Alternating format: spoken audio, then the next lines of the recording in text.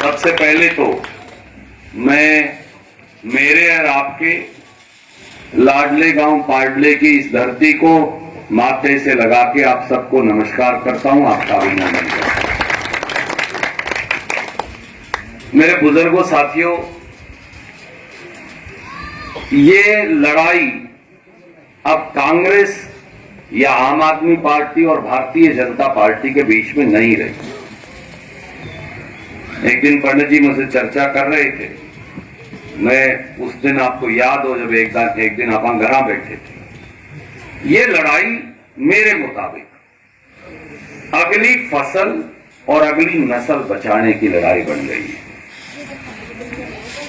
फसल जो 36 बिरादरी लगाती हैं, खेत मजदूर और किसान दोनों, उसकी जात कोई भी हो, और नस्ल ये जो हमारे बच्चे जो बेरोजगार घूमने लग रहे हैं, ना रोजी है, ना रोटी है, ना भविष्य है।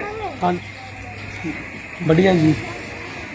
मैं कितने माँ बाप को रोते हुए देखा पिछले 6 महीने साल में, किला बेच के, मकान गिरवी रख के, बालक को पहले तो हम डोंकी में या वैसे विदेश भेजते हैं 30, 40, 50 लाख रुपया देके, फिर जब हमारे बच्चे को वहां मार देते हैं तो 40, 50 लाख रुपया देके उसकी लाश वापस लाते हैं। उस माँ बाप पे बीतती क्या होगी, वो जिंदा कैसे है और कैसे जिंदा वो रहेंगे। और गरीब रविदासिया क्या करे, गरीब सेंसी और धानक क्या करे, गरीब वाल्मीकि क्या करे, उसके पास तो किले भी नहीं है।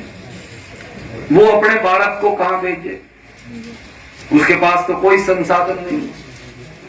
तो मैं जब ये कहता हूं और मेरा मन रोता है ये बात कहते हुए आपको कि बुजुर्गों, ये लड़ाई राजनीतिक नहीं है, ये लड़ाई अगली फसल और अगली नस्ल बचाने की लड़ाई है।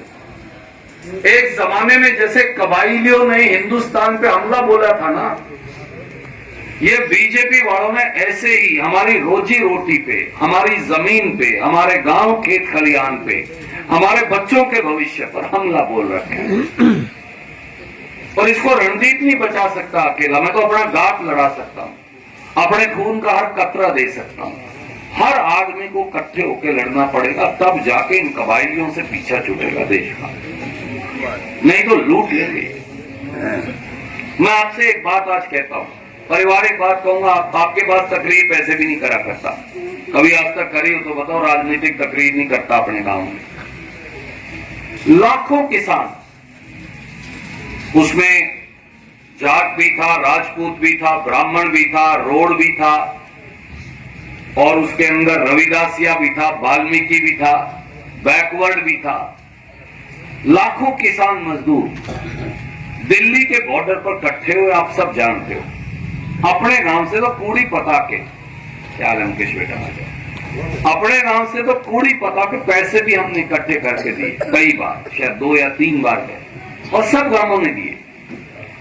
दिल्ली चले गए, दिल्ली के बॉर्डर पर 1 साल 15 दिन 365 जमा 15 फौजी साहब, अच्छा 380 दिन किसान और मजदूर वहां बैठा रहा, जेठ की गर्मी में, हाथ कपकपाती सर्दी में, बारिश में, तूफान में, आंधी में।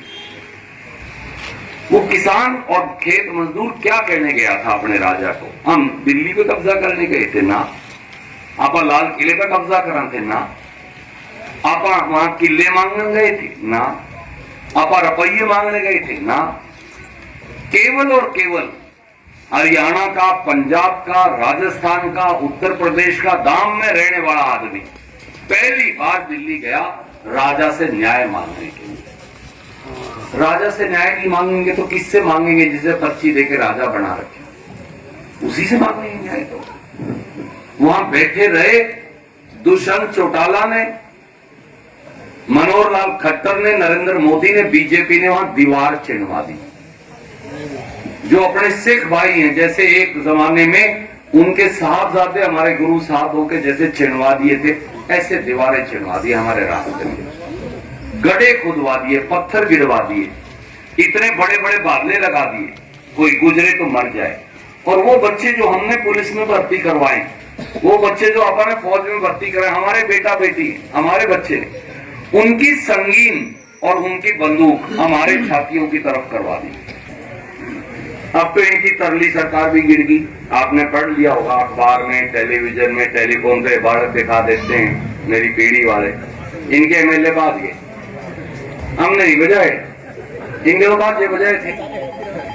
ये कब फेरे लेके सरकार बनाई थी इन्होंने?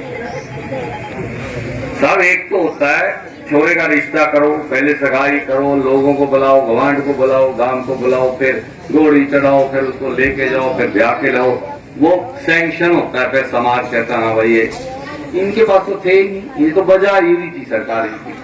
40 एमएलए थे, जेजेपी ने तो इनको गाड़ दे के वोट ली थी बीजेपी को। मेरी बात खरी ना हो तो बताओ, वो इनकी गोदी में बैठ गई रुपयों के चक्कर में। ये ले इनकी बन गई सारे बाज लिए, ये अपने आप इनकी गिर जाएगी। न्यू को हम वो नहीं करवाते, अविश्वास प्रस्ताव ये भी नहीं कराओगे, 15 दिन पाछे हो जाएगा, 15 दिन पाछे नहीं होगा, महीने पीछे हो जाएगा। तो ये गए, ये जा लिए, ये कुछ नहीं बचा इनके तन।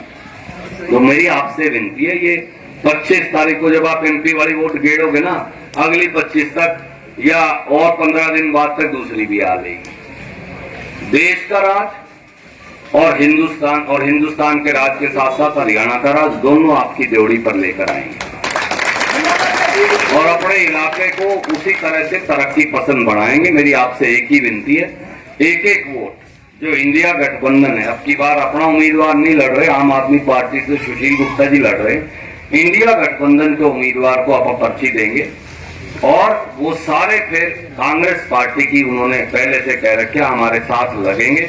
350 सीट कांग्रेस लड़ रही है, 100-125 सीट हमने दूसरी पार्टियों को दी है। तो मेरी आपसे यही विनती है, पाडला लाडला गांव में रणदीप को जो आप प्यार देते हो, रणदीप को जो आशीर्वाद देते हो, आप जो मेरी ताकत हो, उसी ताकत से इस एमपी के चुनाव में और महीने 5 फिर एमएलए के चुनाव में आपके आशीर्वाद के लिए हाथ जोड़ के दरखास्त करने आऊं। सारे गांव को राम राम, जय हिंद।